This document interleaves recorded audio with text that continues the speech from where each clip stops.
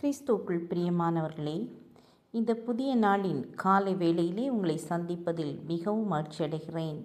இன்றைய தினம் நாம் தியானிக்க இருக்கிற வசனம் சங்கீதம் 85:12 கர்த்தர் நன்மையானதை தருவார், நம்முடைய தேசமும் தன் பலனை கொடுக்கும். நாம் நினைப்பதற்கும் வேண்டிக் கொள்ளுகிறதற்கும் அதிகமாய் நன்மை செய்கிறவர்.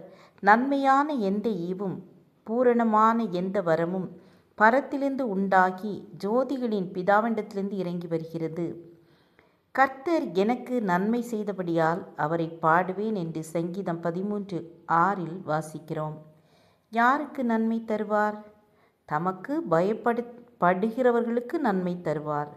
உமக்கு பயந்தவர்களுக்கும் மனுபுத்திரருக்கு முன்பாக உம்மை நம்புகிறவர்களுக்கும் நீர் உண்டு பண்ணி வைத்திருக்கிற உம்முடைய நன்மை எவ்வளவு பெரிதாயிருக்கிறது என்று சங்கீதம் 31:19 வாசிக்கிறோம். கர்த்தருடைய இரட்சிப்பு அவருக்கு பயந்தவர்களுக்கு சமீபமாயிருக்கிறது. தகப்பன் தன் பிள்ளைகளுக்கு இறங்குகிறது போல கர்த்தர் தமக்கு பயந்தவர்களுக்கு இறங்குகிறார். எகிப்தியர் இஸ்ரவேலுக்கு பயந்ததினால் அவர்கள் புறப்பட்ட போது மகிழ்ந்தார்கள். மட்டுமல்ல, எகிப்தியரின் வெள்ளி பொன் வஸ்திரம் எல்லாம் இஸ்ரவேலருக்கு கிடைக்கும்படி கர்த்தர் தயவு பாராட்டினார். கர்த்தரை தேடுகிறவர்களுக்கோ ஒரு நன்மையும் குறைவிடாது. கிளச்சிங்கம் இரையில்லாமல் மாண்டு போகும், பாலச்சிங்கங்கள் சிதறுண்டு போகும். ஆனால் கர்த்தரை தேடுகிறவர்களுக்கு ஒரு நன்மையும் குறைவிடாது. கர்த்தரின் கரத்தில் இருந்து நன்மைகளை பெற்றிருக்கிறோம். நம்முடைய ஜீவனை இம்மட்டும் காத்திருக்கிறார். பஞ்ச காலத்தில் விதவையின் வீட்டை ஆசீர்வதித்த தேவன் இன்றும் உயிரோடு இருக்கிறார். அவர் நன்மையினால் நம் வாயை திருப்தியாக்குகிறார்.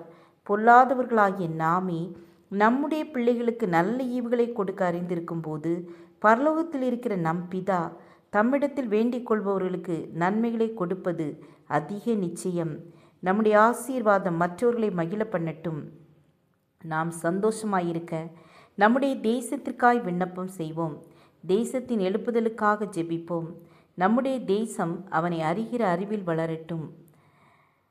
அப்படிப்பட்ட கிருபைகளை கர்த்தர் நமக்கு செய்வாராக. ஜெபம் செய்வோம். கிருபையும் இரக்கம் நிறைந்த கர்த்தாவே, எங்கள் வாழ்க்கையில் நன்மைகள் உண்டாயிருக்கும்படி எங்களை நினைத்தருளுங்க. எங்கள் ஒவ்வொருவரையும் கரநீட்டி தொட்டு ஆசீர்வதிங்க. பலவீனத்தோடு இருக்கிற பிள்ளைகளுக்கு பலன் தாருங்க. படிக்க ஞானம் இல்லாமல் கஷ்டப்படுகிற பிள்ளைகளுக்கு ஞானத்தை கொடுத்து ஆசீர்வதிங்க. திருமணத்திற்காக காத்திருக்கிற பிள்ளைகளுக்கு திருமணத்திற்கேற்ற துணையை கொடுத்து ஆசீர்வதிங்க. குழந்தை பாக்கியத்திற்காக உம்முடைய சமூகத்தில் வேண்டிக் கொண்டு இருக்கிற ஒவ்வொரு பிள்ளைகளுக்கும் கற்பத்தின் கனியை ஆசீர்வதித்து கொடுங்க. ஒவ்வொரு பிள்ளைகளையும் ஆசீர்வதிங்க. இயேசுவின் நாமத்தில் பிதாவே, ஆமேன், ஆமேன். God bless you.